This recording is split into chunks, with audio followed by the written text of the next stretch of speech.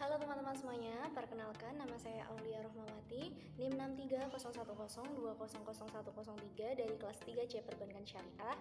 Dalam video YouTube saya ini, saya akan menjelaskan tentang struktur pasar Islami guna memenuhi proyek akhir mata kuliah Ekonomi Mikro Islam yang diampu oleh Ibu Arna Anissa. Fokus pembahasan kita pada video kali ini yaitu tentang struktur pasar Islami.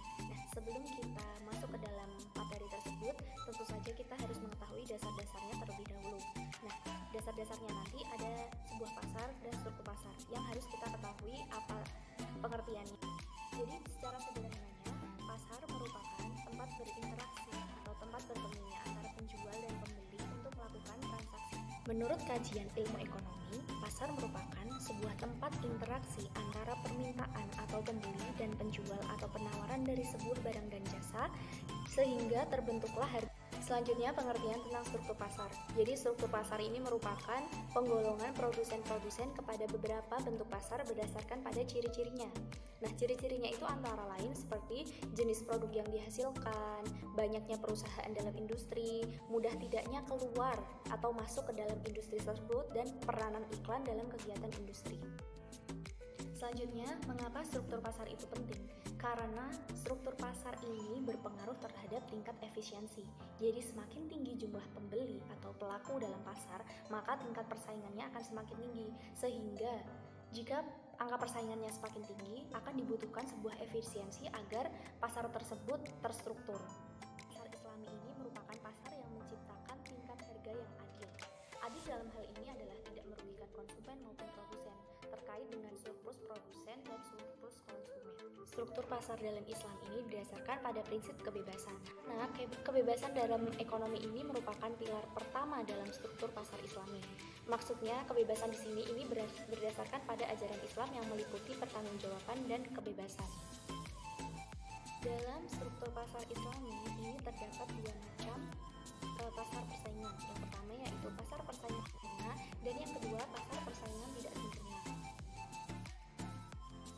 Pasar persaingan sempurna merupakan pasar yang terdapat banyak para pelaku usaha atau perusahaan yang menghasilkan barang atau jasa dengan produk yang relatif sama. Atau pasar persaingan sempurna ini memiliki beberapa ciri-ciri. Yang pertama yaitu pembeli dan penjualnya itu sama banyak. Jadi antara pembeli sama banyak dan penjualnya itu juga banyak.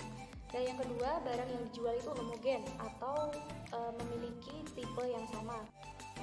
Yang ketiga, informasi harganya itu jelas. Jadi antara penjual dan pembeli ini mengetahui info-info pasar dengan jelas. Yang keempat, free entry dan free exit atau bebas masuk ke dalam pasar dan bebas keluar dalam pasar, sehingga perusahaan-perusahaan yang berada di industri ini bebas keluar masuk dengan leluasa. Yang selanjutnya adalah pasar persaingan tidak sempurna. Jadi pasar persaingan tidak sempurna ini merupakan pasar dengan penjual atau produsen yang sedikit bahkan tunggal, sehingga pihak yang memberikan penawaran barang tersebut bisa mengendalikan harga. Pasar persaingan tidak sempurna juga memiliki beberapa ciri-ciri. Yang pertama, ketidakseimbangan penjual atau pembeli. Nah, karena pasar ini adalah pasar persaingan tidak sempurna, hanya terdapat satu atau beberapa penjual yang jumlahnya lebih sedikit dari pembeli. Nah, kondisi ini bisa menyebabkan penjual lebih memiliki kuasa di pasar karena memiliki jumlah yang lebih sedikit daripada pembeli.